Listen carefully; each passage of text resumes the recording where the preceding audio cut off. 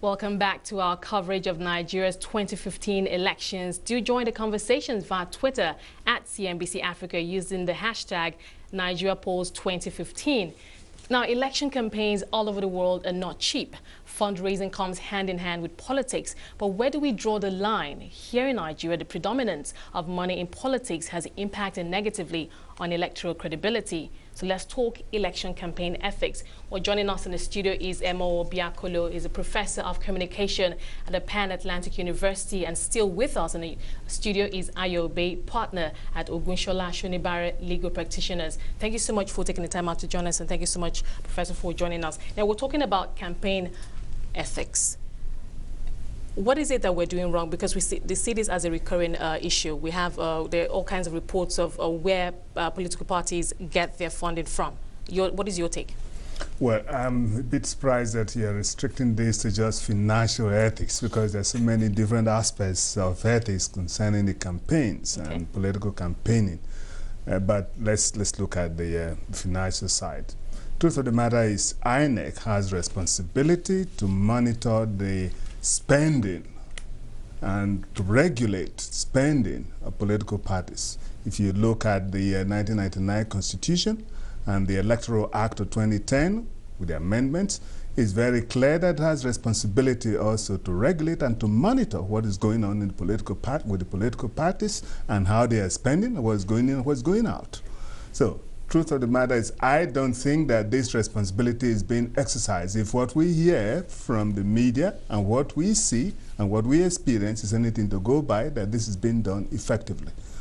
And political parties are contravening rules, laws of this country. This issue was put before INEC, and INEC says, look, we can only, like you said, monitor. We can't prosecute these people. So I do not understand that. Do we need an amendment to that particular law? I do not understand why they would say that they cannot prosecute. If they have responsibility to monitor, if they have powers to regulate, certainly they'll be able to cause defaulters to be prosecuted, even if they don't do it themselves, but they have responsibility to be able to cause any defaulters to be prosecuted. Ayo, what is your take? This actually takes us right back to the electoral reform process that was instituted and the UWACE panel, because the UWACE panel recommended dividing up some of the responsibilities of INEC so that it would be able to focus purely on the conduct of elections.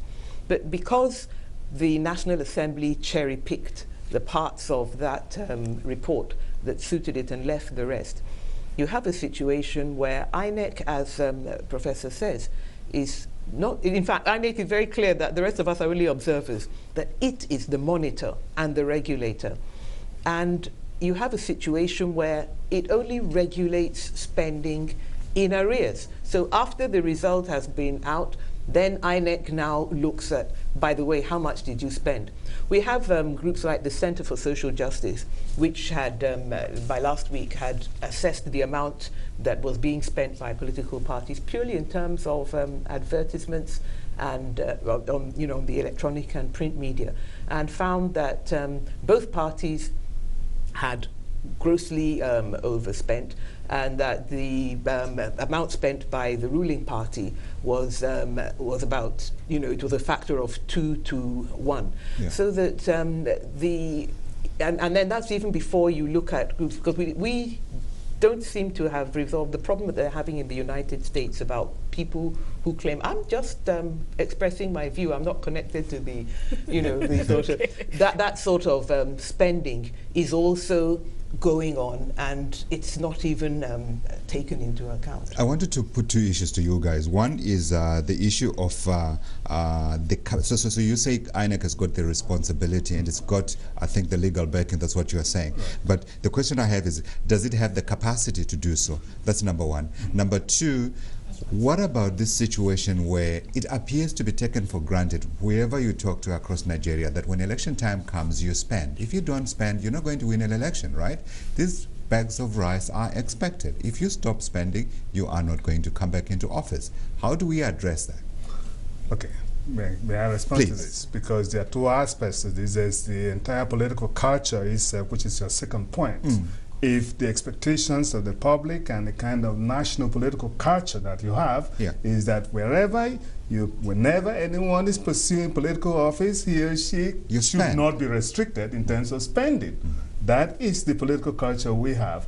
And that's precisely what the Electoral Act is intended to address. In fact, to be able to exercise some regulatory force in terms of the political culture. Is it out of step with the political culture? Yeah, no, but the point of it is, INEC is also saddled with the additional responsibility of political education.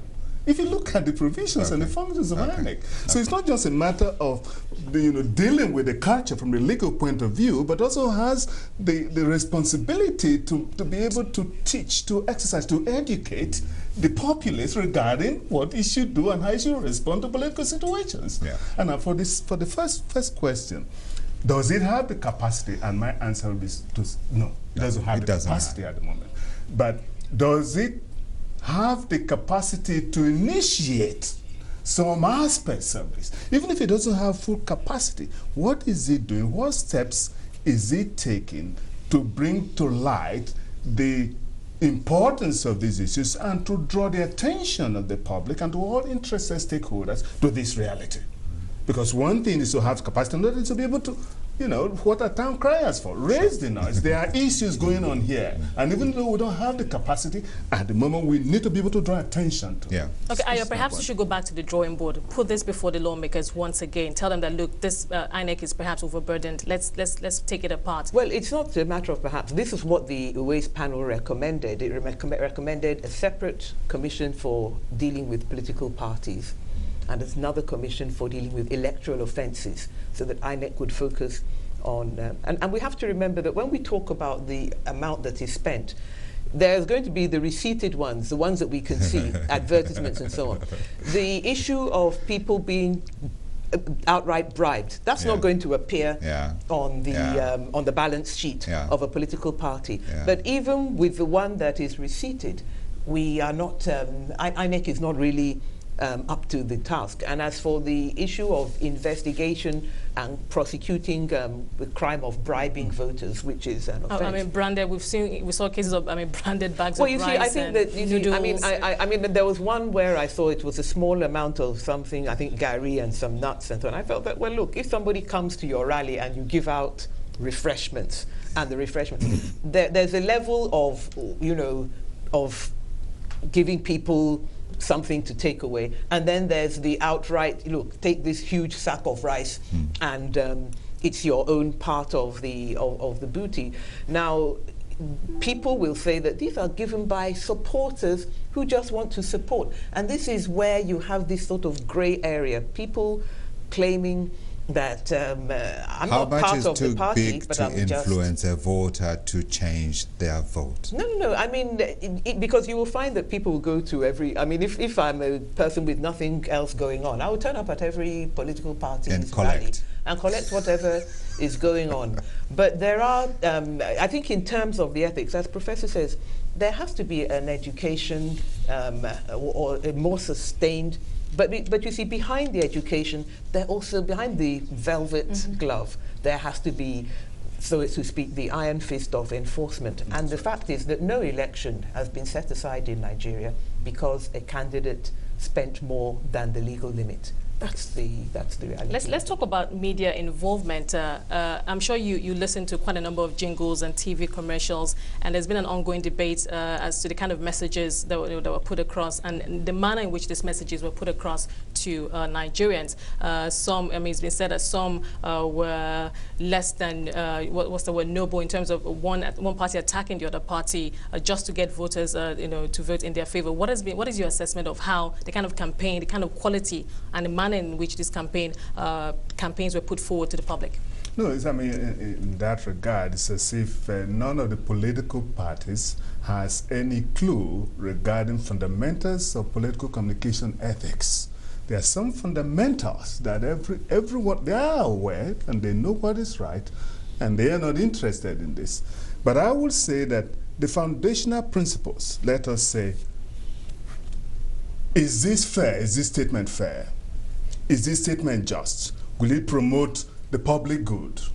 These three foundations, for instance, they are things that you don't need to go to any special school in order to understand them. But these are fundamentals that are flouted right across the board, you know, on the pages of the newspapers, and radio, and television, across the social media.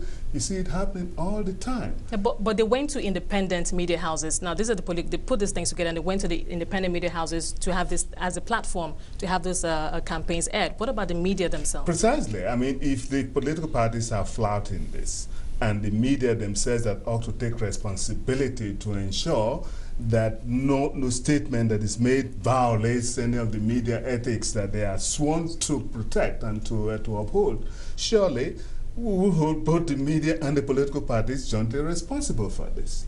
Who holds them responsible? You see, I think that you have a situation where there's a broadcasting code, and you also have the Nigerian Broadcasting Commission. Now, let me just give you a contrast. A complaint was made about the fundraising platform of the All Progressive, the APC, and the NCC, the National Communications Commission, stopped it, and the APC had to go to court to get their fundraising through, you know, telephone messages or through their mobile phones reinstated. Now, complaints were also made to the Broadcasting Commission. And the Broadcasting Commission's response had been very much laissez-faire, let them go on. It gives, and then of course you have the fact that state-owned media, and of course our focus will always be on the Nigerian Television Authority, but at state level, we also know that state governments own their own, they have their own television outlets and so on. They, none of them seem to have been really held to account by the Broadcasting Commission. And I think that what that has done has been to turn a lot of people off from even turning on their televisions to watch some of these stations at all. So it's actually, in a way, it's been rather counterproductive. And I think that we expect the Broadcasting Commission to live up to its responsibilities a lot more than it had, rather than adopt a position of see no evil, hear no evil, and do nothing. Yeah. Now, whose responsibility does that become? Is that Parliament coming in and stepping in and saying, in the next elections, we want to make sure that we've got a broadcast industry, especially one that is funded by the public? The Commission already has the tools. You see, with all of these things, you are so it's implementation, it's enforcement here that is at play. If you, as somebody who is appointed, feel that because somebody appointed you, you can't rock the boat, then whether you are at the state level or at the federal level. So that brings the issue of the strength of the institution itself and the independence. But I worry more now, because when do we start? Where do we start? You have to start. But you see, the people who make appointments, and then sometimes they make appointments expecting that kind of robust, stand, because some people in government recognize that sycophancy is not really a very good policy. But unfortunately, it is the people who get appointed who, if I can quote the late, great Bob Marley, need to emancipate themselves from mental slavery. Professor, is there any getting out of this mess? One small corrective. The Broadcasting Commission deals with electronic media. Okay. Certainly, print media is a different ballgame altogether, and we see that these, violations occur right across different media. Of course, we have the Media Council. We have different bodies that can certainly take care of this. But my take would be there needs to be synchronization. There needs to be coordination right across the board, from INEC to the media and the broadcasting councils to various social busybodies, let me call the place with all due respect. There are all kinds of organizations that are interested in monitoring and so on, but you never really see any forceful coordination going on among these different independent bodies that really should have some influence upon what happens later, upon, for instance, doing joint reporting. Because there's so many different monitoring bodies. How do we create a joint reporter to have some kind of impact upon the future conduct, both the media and the political parties? All right, thank you so much, Professor. We'll leave it there. Thank you so much, Ayo, for joining us. So we'll take a break at this point. Remember, we're still having our special coverage of Nigeria's 2015 elections, bringing up a number of issues that have been hotly debated in the run-up to the elections, and more on this special coverage after this break.